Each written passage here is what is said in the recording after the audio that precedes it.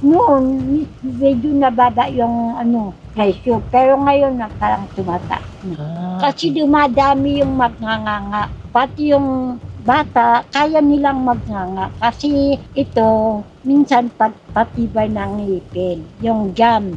Isa pa yung pagpainit sa katawan. Pag ganitong malamig.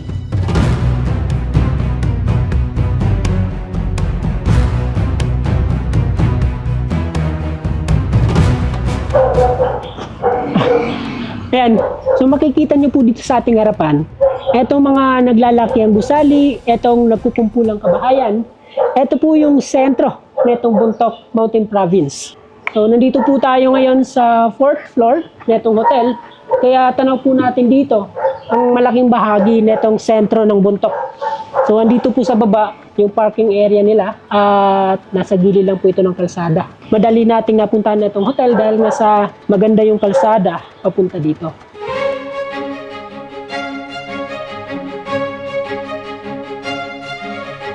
So dito, maayos yung parking, tahimik, at presko yung tanawin. Ito nga pala, papakita ko po yung kwarto na tinulugan natin para may idea kayo. Number 402 tayo. Ito. At ito yung kanilang kwarto. Yan, may mga cabinet, higaan na good for 2. At ito yung kanilang banyo. Dito sa kabila, may ginagawang gusali na mataas din.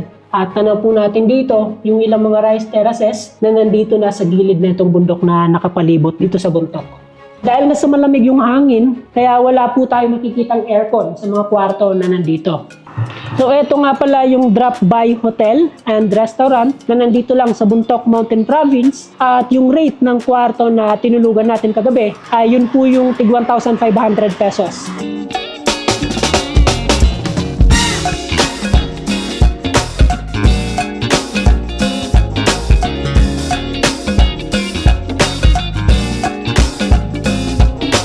Ito lang yung nakakapagod dito kasi sa taas nitong hotel walang elevator, kaya kailangan talagang maglakad at daanan etong ilang palapag na gusali. Medyo nakakapagod pero okay lang din naman kasi malamig yung lugar.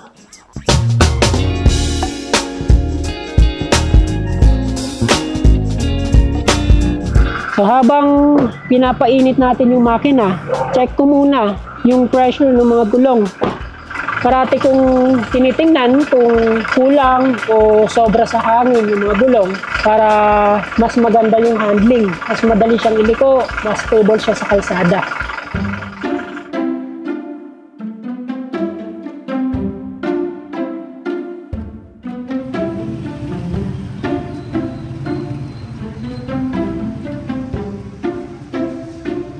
Nasa 3 kilometro lang mula doon sa hotel na pinagstayan namin dito sa Bontoc, at narating po natin itong public market netong Bontoc Mountain Province.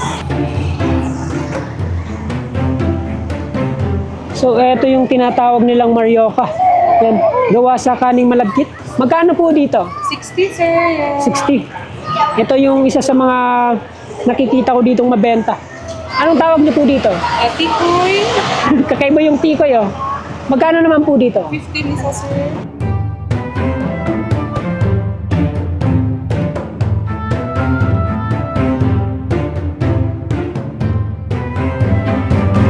So, ito yung tinatawag na betel nut o mas kilala sa lokal na pangalan na buwa. Magkano po yung ganito? Mga ilang kilo kaya to? Kanya. Kalahating lata. Ito, isang lata. 800 naman.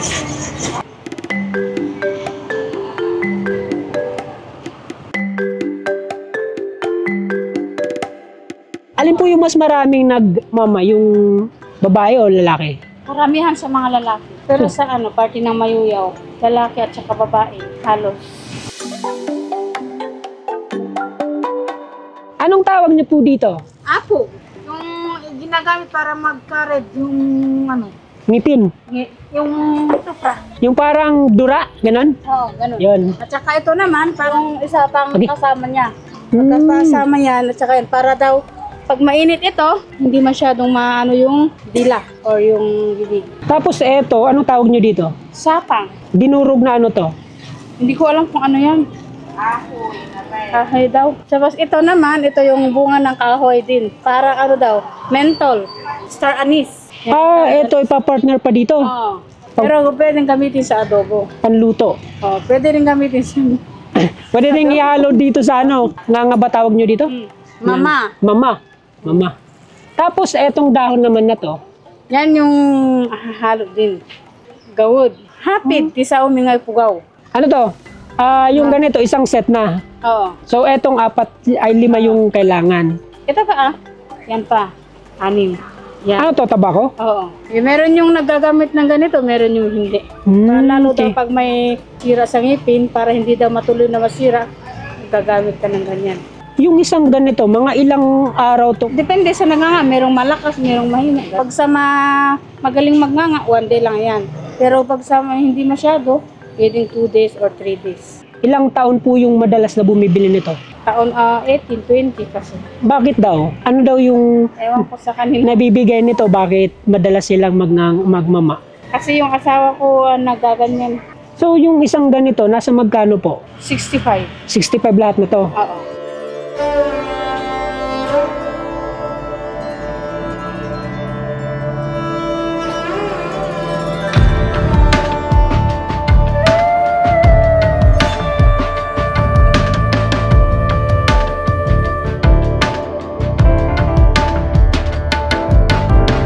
Malapit na magtanghali at halos mag-zero visibility na yung dinadaanan nating kalsada.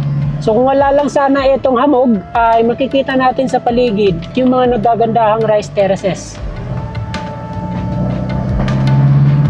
Itong dinadaanan po natin ngayon ay ito po yung kalsada na nandito sa gilid nitong mataas na bundok. Makikita po natin dito yung mga pine trees na parang anino na lang dahil nga sa balot na ng ulap itong lugar na to.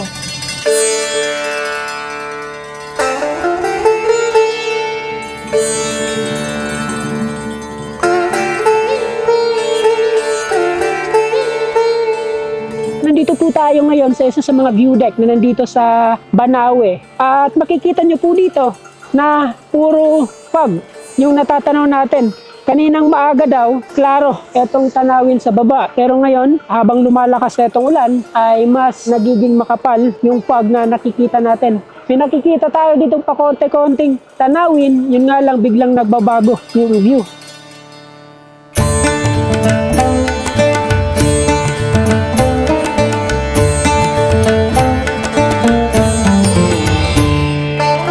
Good morning po. Ano po yung tribo nyo? Wali. Tuwali. Pipicture lang kami dito po. So may yung mga turista na pupunta dito, pwede magpa-picture kasama kayo. Tapos yung picture, may donation sila. Ganun. Ilang taon na po kayo, Nay? I'm running 80. Eto, pag makita nyo na ganito, kasi wala akong ipin. Kaya dinudurog ko para madali kong huyain. Pero siya, may ipin pa siya. Kaya niyang huyain yung nganga. O ito yung dahon na ihahalo namin sa nganga. Para meron pa yung line. So ano po yung nararamdaman nyo pag nakakamuya kayo ng ganyan? Parang uminit ng katawan. Ganito ang ginagawa namin kapag nagtrabaho kami sa bukid. Bakit nagtatrabaho pa po kayo?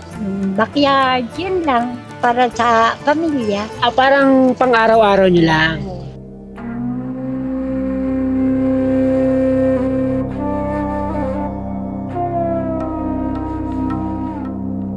Noon, nagnganga sila pero iniwanan nila.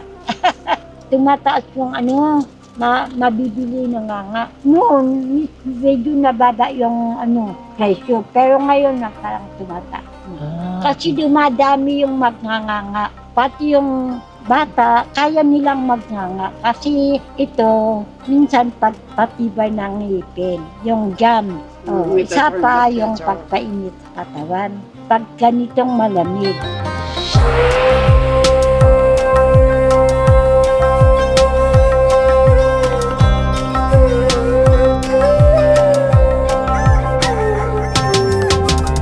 So dahil nga sa hindi ganun kaganda yung panahon kahapon at wala tayong makita sa mga dinadaanan natin, kaya minabuti naming dito na muna magpalipas ng gabi dito sa sentro nitong Banawe. Naganapan kami kahapon ng mga hotel lodging house na pwedeng matulugan at dito kami napunta sa Ilog Transient House.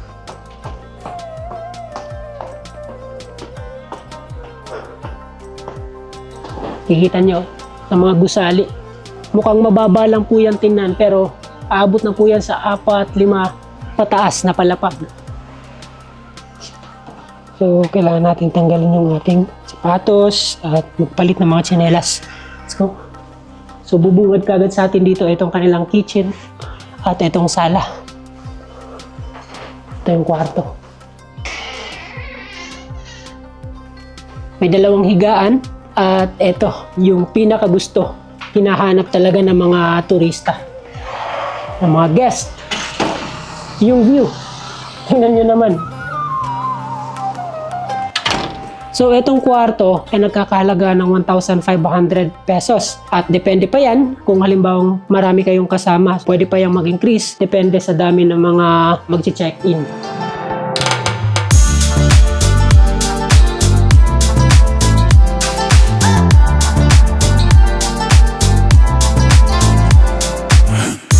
Sino ba naman ang magkakala na sa gitna nito mga kabundukan, sa harap lang nito mga rice terraces, merong mala mall na parking space. Tingnan nyo, mala SM na parking area.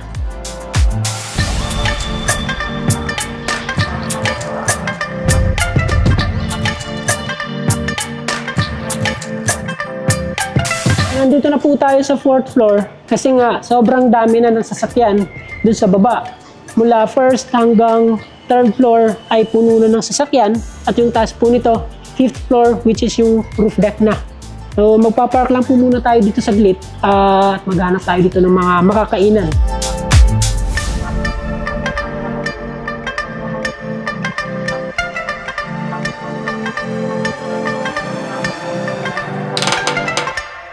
So dito nga pala, dahil nga sa maganda yung parking space na ating pinestuhan, kaya merong bayad. Nasa 40 pesos yung unang 3 oras. Thank you po.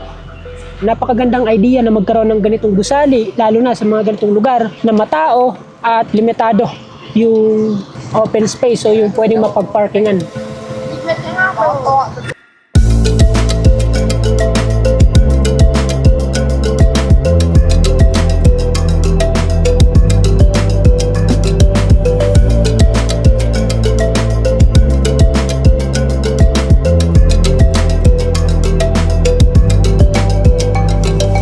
Grabe, na-amaze lang ako dito kasi bukod sa mga nadadaanan nating mga beetle nuts na nandito lang sa gilid ng kalsada, sa gilid ng mga bahay, nadaanan natin itong nag-iisang puno na puno ng orange.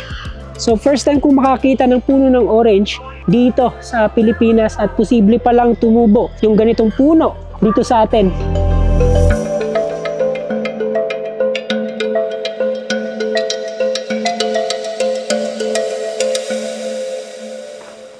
Sa wakas, nakakita po tayo ng medyo mababang beetle nut na kaya naming maipakita sa inyo ng malapitan. So, ito po yung buwa, yung bunga netong areca nut. Dito banda sa bahaging ito ng Cordillera, yung mga ganitong tanim ay hindi ganong pinapansin. Pero, ilang bayan lang yung pagitan, mula dito ay talaga namang mabenta etong ganitong bunga. So, kung dito nahihingi lang sa mga kapitbahay, sa mga bakuran, etong ganitong bunga, sa ibang bayan, talaga namang binibili to ng ilang peso. Imagine sa kalahating lata na itong bunga ay nasa 400 pesos at yung buong takal naman ay nasa 800 pesos. So dahil na sa laki ng demand na itong ganitong bunga, sa dami ng mga gumagamit ito dito sa Cordillera, kaya talaga namang mabenta itong buwa.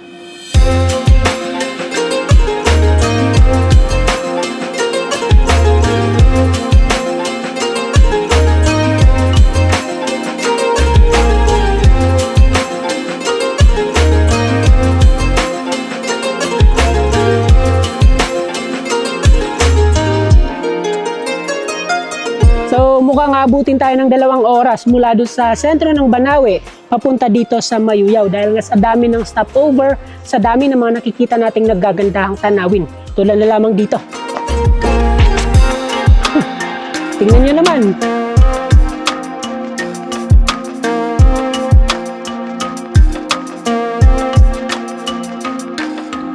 Sa gitna na itong mga naggagandang rice terraces ay etong napakalinaw na ilog naman na nagmumula dito yung tubig sa taas ng kabundukan pababa dito sa ibang bahagi ng Ifugao.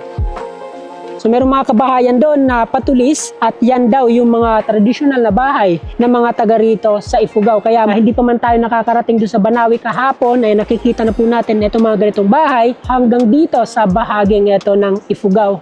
At yung karaniwang kinapopwestuhan na itong mga tradisyonal na bahay, kung hindi man sa gilid ng kalsada, ay nasa gitna ng mga palayan. Tulad nito.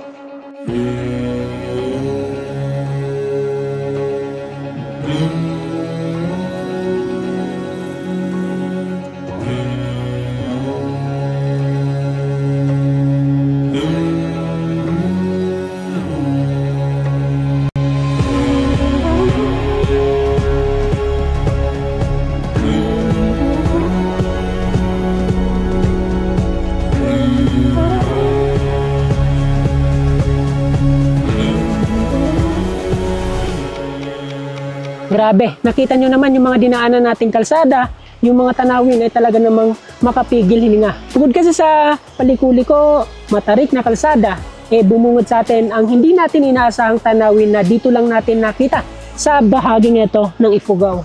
So andito po pala tayo ngayon sa bayan ng Mayuyaw at inabot po tayo ng halos 2 oras mula doon sa sentro ng bayan ng Ifugao. So papunta dito, makikita po natin itong samut-sari mga rice terraces at sa gitna po nitong mga taniman ng palay, mapapansin po natin yung mga patulis na bahay.